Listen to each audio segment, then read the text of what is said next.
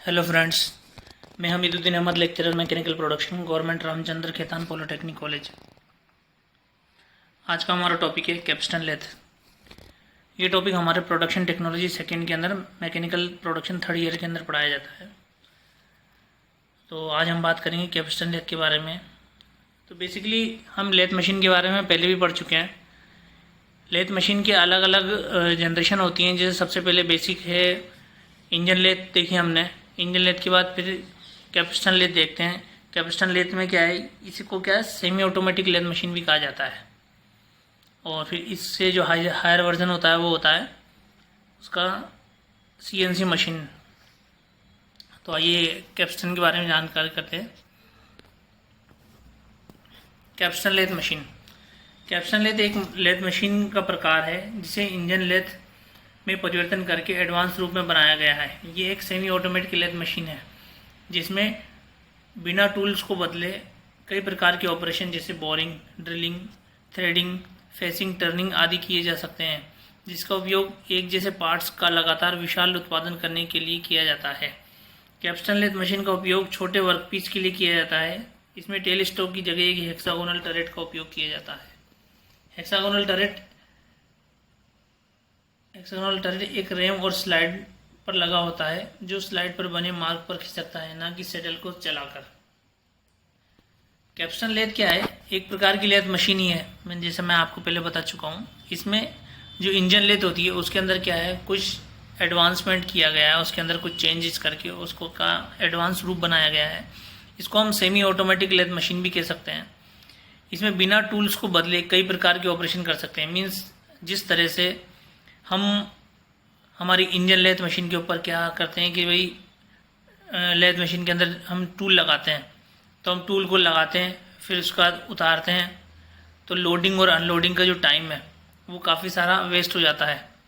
तो हम उनको क्या करना पड़ता है, जैसे बोरिंग के लिए हमको अलग टूल लगाना है और ड्रिलिंग के लिए अलग टूल लगाना पड़ेगा, थ्रेडिंग, फेसिंग और टर्निंग के लिए अलग अलग टूल लगाने पड़ेंगे। वैसे टूल तो इसमें भी अलग अलग तरीके लगाने पड़ेंगे, लेकिन क्या है इसके अंदर हम क्या है एक साथ छः टूल्स को एक साथ लगा सकते हैं। तो उससे क्या है कि हमको बार बार टूल को चेंज करने की ज़रूरत नहीं पड़ेगी और हम एक मूवमेंट के बाद वापस से टूल चेंज होकर और दूसरा ऑपरेशन कर सकते हैं। तो इससे क्या है हमारा टाइम बच सकता है, काफ़ी सारा टाइम बच सकता है। अब इसका उपयोग क्या है, एक जैसे जो पार्ट्स होते हैं, सिमिलर पार्ट्स होते हैं, उनको उनकी मास प्रोडक्शन के लिए किया जाता है।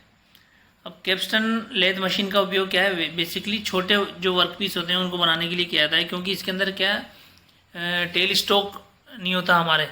तो टेल स्टॉक नहीं होता तो क्या है कि इस वजह से क्या है उसको सपोर्ट करने के लिए बड़े जो वर्कपीस हैं उनको सपोर्ट नहीं कर पाते हैं। तो इसलिए हम क्या इस पर छोटे वर्कपीस को ही बनाए जाते हैं। इसमें टेल स्टॉक की जगह एक हेक्सागोनल टरेट का उपयोग किया जाता है। जैसा आपको पहले ही बता चुका हूँ, हेक्सागोनल टरेट के अंदर क्या होते हैं, टूल लगे होते हैं अलग अलग छः। जैसे हेक्सागोनल का मतलब क्या है, यहाँ पे उसके अंदर 6 फेसेस होते हैं, तो 6 अलग अलग तरह के टूल्स उसके अंदर एक साथ फिट किए जा सकते हैं। फिर हेक्सागोनल टरेट एक रेम और स्लाइडर पर लगा होता है। जो स्लाइड होती है इसके लिए अलग से एक कैरिज के पास एक दूसरा स्लाइडर लगा होता है, जो सैडल पर बने हुए जो बेड है, बेड के ऊपर जो सैडल लगाता है उस सैडल के ऊपर ही खसकता है ना कि सैडल को चलाकर। सैडल नहीं चलता उसके अंदर, ये ही मूव करता है इसके अंदर से, है ना। तो आइए हम इसकी जो डायग्राम देखते हैं। ये इसका लाइन डायग्राम है, जो हमको क्या है एग्ज़ाम के अंदर पूछा जाता है तो हमको लाइन डायग्राम बनाते हैं। और ये इसका जो है फोटोग्राफ है, पिक्चर डायग्राम है इसका, जो मीन्स एक्चुअल में ऐसी होती है इस तरह से, लेकिन हमको क्या है एग्ज़ाम के अंदर लाइन डायग्राम ही बनाना है। तो हम लाइन डायग्राम को एक बार समझ लेते हैं। इसके अंदर ये दिखाया गया है जैसे कि ये इसकी लेग्स हैं, यहाँ पे लेग्स हैं जो जिनके ऊपर क्या है लेथ मशीन का पूरा वेट आता है। फिर उसके बाद यहाँ पे एक क्या ट्रे लगी होती है, ये पूरी एक ट्रे लगी है। इस ट्रे में जो भी यहाँ पे से मशीन होने के बाद क्या है चिप जो गिरती हैं वो सारी इस ट्रे के अंदर गिरती हैं। जो मटेरियल रिमूव होता है वो यहाँ पे गिरता है।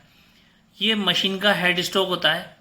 अब हेड स्टॉक में क्या है, ये अलग अलग तरह के क्या है लीवर लगे हैं इसके अंदर, ऑन ऑफ लीवर है। फिर उसके बाद ये क्लच लीवर है और ये इसका गियर लीवर है जो इसकी मशीन की स्पीड की वेरिएशन के लिए काम में लिया जाता है। इसमें मशीन के अंदर गियर ट्रेन लगी होती है। गियर ट्रेन के थ्रू हम क्या करते हैं, अलग अलग वेरियस स्पीड्स को हम पा सकते हैं। मतलब हमारे को अगर तेज़ स्पीड करनी है तो तेज़ कर सकते हैं, और अगर हमको स्लो स्पीड पे काम करना है तो हम स्लो पे भी कर सकते हैं। ये इसके अंदर एक यहाँ पे एक स्पिंडल लगा होता है अंदर, ये स्पिंडल है। स्पिंडल के ऊपर यहाँ पे ये चक लगा हुआ है इसके अंदर। इसके अंदर अब चक क्या है, अलग अलग प्रकार के चक होते हैं, 3 जा चक, 4 जा चक और न्यूमेटिक चक। इसके अलावा यहाँ पे ये टूल पोस्ट लगा है, टूल पोस्ट है इसके ऊपर। टूल पोस्ट के ऊपर हम क्या टूल माउंट कर सकते हैं। एक साथ यहाँ पे हम 4 टूल यहाँ पे माउंट कर सकते हैं। ये यहाँ पे कैरेज है, यहाँ पे ये फीड रॉड है। इसकी फीड रॉड के थ्रू क्या है, कैरेज को मूवमेंट दिया जा सकता है। ये इसका व्हील लगा हुआ है, यहाँ पे व्हील लगा हुआ है इसकी तरह। अब ये क्रॉस स्लाइड क्या है, इधर मूव होती है।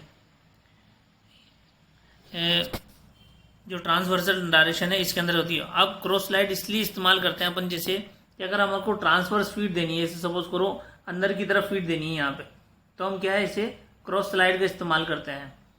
देन अब बात करते हैं हम हेक्सागोनल टरेट की। ये हेक्सागोनल टरेट लगा होता है यहाँ पे। ये सैडल है, सैडल के ऊपर ये ऑक्सिलरी स्लाइड है, मतलब मीन्स ये सैडल है। ये सैडल भी इस पे बेड के ऊपर लगा होता है, लेकिन बेड के ऊपर ये बेड का ये सैडल, इसका व्हील है यहाँ पे सैडल का अलग से। मीन्स सैडल को भी हम आगे पीछे कर सकते हैं, यहाँ से यूँ, इस तरह से यहाँ से यूँ इसको हम आगे पीछे कर सकते हैं सैडल को। सैडल के ऊपर यहाँ पे सैडल के ऊपर क्या है, टरेट लगा, हेक्सागोनल टरेट लगा होता है। अब इसके अंदर यहाँ पे 6 वो होते हैं, होल होते हैं। इसके अंदर 6 अलग अलग तरह के टूल हम इस पर एक साथ लगा सकते हैं। 4 टूल हम यहाँ लगा सकते हैं, 6 टूल हम यहाँ पे लगा सकते हैं। मीन्स एक साथ हम मशीन के ऊपर 10 टूल माउंट कर सके और अलग अलग ऑपरेशन एक ही वर्क पीस के ऊपर किया जा सकता है। फिर उसके बाद ये ऑक्सिलरी स्लाइड है। ये ऑक्सिलरी स्लाइड के ऊपर क्या है, ये जो टरेट है ये इसी के ऊपर लगा रहता है, ऑक्सिलरी स्लाइड के ऊपर। और ये ऑक्सिलरी स्लाइड इस सैडल के ऊपर लगी थी, और सैडल यहाँ पे मूव करता है इसके द्वारा। जब ये व्हील को घुमाते हैं तो ये इधर आगे की तरफ बढ़ता है और पीछे की तरफ बढ़ता है। इस तरह से ये इसकी पूरी की पूरी कंस्ट्रक्शन होती है। तो आपको इसका और जो मेन व्यू है वो भी देखते हैं अपन। मेन व्यू इसके अंदर हम दिखा रखा है, जैसे यहाँ पे ये गियर्स लगे हैं इसके अंदर, ये इसका हेड स्टॉक है आगे। फिर यहाँ पे सपोर्टिंग बार है इसके अंदर, यहाँ सैडल है इसके अंदर, यहाँ पे टरेट टेल स्टॉक भी लगा हुआ है यहाँ पे भाई डायरेक्ट ड्रिल करने के लिए भी, ठीक है। सपोर्टिंग के लिए यहाँ पे ये चक लगे हुए हैं, चक लगा हुआ है इसके अंदर। अब ये यहाँ पे न्यूमेटिक चक का इस्तेमाल किया गया है इसके अंदर। देन पुल फॉरवर्ड और इसके लिए रिवर्स के लिए भी यहाँ पे लीवर दिया हुआ है। फिर स्पीड चेंज का लीवर दिया हुआ है यहाँ पे। ये हेड स्टॉक मैं बता ही चुका हूँ आपको। इसके अलावा ये सैडल है, यहाँ पे फीड रॉड है, यहाँ पे ये क्रॉस स्लाइड है आगे, इसे क्रॉस में भी फीड दी जा सकती है हमारे को। ये हमारा कैरेज है और ये बेड दिखाया जा रहा है। तो ये पूरा का पूरा कैपिस्टन लेथ की कंस्ट्रक्शन है और इसकी वर्किंग भी हमने देखी है। तो हम और बेसिकली ये फोटोग्राफ है, लेकिन हमको क्या लाइन डायग्राम पे ज़्यादा फोकस करना है, क्योंकि एग्ज़ाम के अंदर हम लाइन डायग्राम बनाते हैं। तो उससे क्या ज़्यादा समझ में आता है कि भाई हमको किस तरह से किस चीज़ को प्रेजेंट करना है। देन अब आगे हम इसके बाद हम पढ़ेंगे टरेट लेथ मशीन पढ़ेंगे एक बार। और टरेट लेथ मशीन के बारे में क्या, वो भी एक कैपिस्टन लेथ मशीन का एक थोड़ा सा और एडवांस रूप है। वो उसके अंदर क्या बड़े वर्क पीस पे वर्क किया जाता है। तो आशा करता हूँ आपको ये वीडियो पसंद आया होगा। तो आप इस वीडियो को ज़्यादा से ज़्यादा अपने दोस्तों के साथ भी शेयर करें, ताकि क्या है उनको भी इसके बारे में कैपिस्टन लेथ के बारे में जानकारी मिल सके।